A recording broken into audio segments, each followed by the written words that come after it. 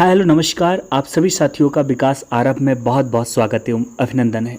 साथियों, आप सभी जानते हैं लखनऊ उत्तर प्रदेश की राजधानी है। आप सब लखनऊ आना चाहते हैं, घूमना चाहते हैं, तो लखनऊ में एक ऐसा स्थल है जिसके बारे में आप सभी को बहुत विस्तार से बताएंगे। आप सब की अभिलाषा होती है, इच्छा होती है कि लखनऊ आएँ तो ऐसे स्थल पे भी हम लोग घूमें। तो आज एक ऐसा प्रमुख स्थल है इमामबाड़ा। इसके बारे में विस्तार पूर्वक आज आप सभी को जानकारी देंगे।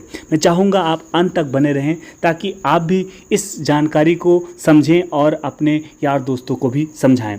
लखनऊ में दो प्रमुख इमामबाड़े हैं, बड़ा इमामबाड़ा और छोटा इमामबाड़ा। दोनों ही लखनऊ के समृद्ध सांस्कृतिक और वास्तुकला विरासत का महत्वपूर्ण हिस्सा है। बड़ा इमामबाड़ा आसफी इमामबाड़ा होता है।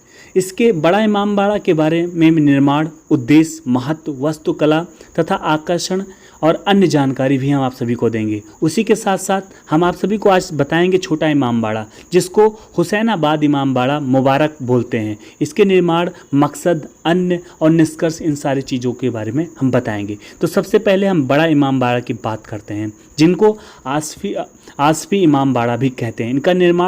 इसका निर्माण अवध के नवाब आसफ उद दौला ने 1784 से 1791 के बीच में कराया था।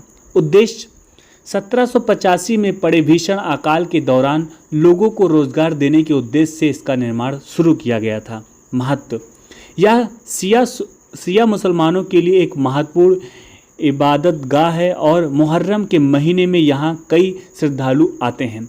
वास्तुकला, यह एक वास्तुकला एक अद्भुत नमूना है। इसमें एक विशाल गुंबदाकार केंद्रीय हॉल है और इसके बारे में कहा जाता है कि यह दुनिया का सबसे बड़ा गुंबदाकार छत वाला हॉल है। इसकी छत को बिना किसी बिंब या बॉर्डर के ईंटों को जोड़कर बनाया गया है और आंतरिक साज सज्जा में गलियारों को छोड़कर कहीं भी लकड़ी का इस्तेमाल नहीं किया गया है। तथा आकर्षण की बात करें तो इमामबाड़ा परिसर में ही बेहद सुंदर आसफी मस्जिद है। यहाँ एक शाही वावड़ी भी है और इसमें एक प्रसिद्ध भूल भुलैया भी है, जो टेढ़े मेढ़े रास्तों का एक मायाजाल है। साथियों, अगर बात करें भूल भुलैया की, आप सब सुनते होंगे कि लखनऊ में एक भूल भुलैया है, तो वो भूल भुलैया इसी भूल भुलैया को ही कहते हैं, ठीक है, जो कि बड़ा इमामबाड़ा के अंदर ही है, जो अब पूरी तरीके से बंद कर दिया गया है। अन्य जानकारी की बात करें तो इमामबाड़ा में नवाब आसफ उद दौला और उनकी बेगम शमसुन्निया की कब्रें भी हैं। यहाँ 3 सुव्यवस्थित उद्यान भी हैं और वर्तमान में इसका प्रबंधन भारतीय पुरातत्व सर्वेक्षण द्वारा किया जाता है। प्रवेश शुल्क भारतीयों के लिए 25 रुपये तथा विदेशी पर्यटकों के लिए 500 रुपये हैं और इसमें बड़ा इमामबाड़ा, छोटा इमामबाड़ा, पिक्चर गैलरी तथा शाही इमामबाड़ा भी शामिल है। साथियों, ये सारी चीज़ें आपको हमने बड़ा इमामबाड़ा की विशेषताएं, उद्देश्य, निर्माण, महत्व, वास्तुकला तथा आकर्षण के बारे में आप सभी को हमने विस्तारपूर्वक जानकारी दी है। आप एक नज़र डाल लेते हैं छोटा इमामबाड़ा के बारे में। हुसैनाबाद इमामबाड़ा मुबारक, इसको छोटा इमामबाड़ा को भी हम लोग कहते हैं। इसके निर्माण को समझेंगे।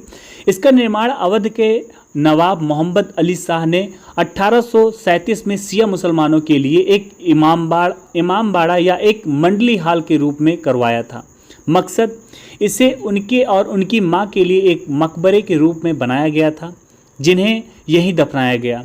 अन्य बातें, इसे इमामबाड़ा हुसैनाबाद मुबारक के नाम से भी जाना जाता है। यह हुसैनाबाद घंटाघर के पास लखनऊ के दौलतगंज इलाके में स्थित है। त्यौहार और विशेष अवसरों पर इसे बहुत सुंदर रूप से सजाया जाता है।